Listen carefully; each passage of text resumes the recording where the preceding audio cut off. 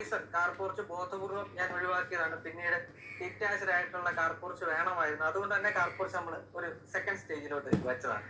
ഇന്ന് കാണാൻ പോകുന്നത് നമ്മൾ വീട്ടിൽ ചെയ്തിരിക്കുന്ന കാർ പോർച്ചാണ്. അറിയാം, വീടൊരുക്കം എന്ന് പറയുന്ന സെഗ്മെന്റിലാണ് പെട്ടിരിക്കുന്നത്. അതിന്റെ റീസൺ എന്താണെന്ന് വെച്ചാൽ പലപ്പോഴും കാർ പോർച്ചുകൾ ചെയ്യുമ്പോഴത്തേക്കും അത് ബജറ്റ് ഫ്രണ്ട്ലി ആയിട്ട് അങ്ങനെ ചെയ്യാം, അതിന് ലോ കോസ്റ്റ് ആയിട്ട് ചെയ്യാൻ സാധിക്കും, അതിന് എത്ര കോസ്റ്റ് ആകും എന്നൊക്കെ പലരും നമ്മുടെ അടുത്ത് ചോദിക്കാറുണ്ട്. അതിനുള്ള ഒരു ഒന്നാന്തരം. ஹலோ,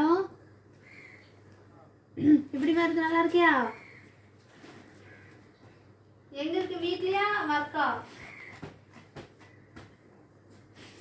நான் ஜெயராணி பேசுறேன். தெரியாதா? தெரியாதா? நீ ராபின்ஸ் தானே? ராபின்.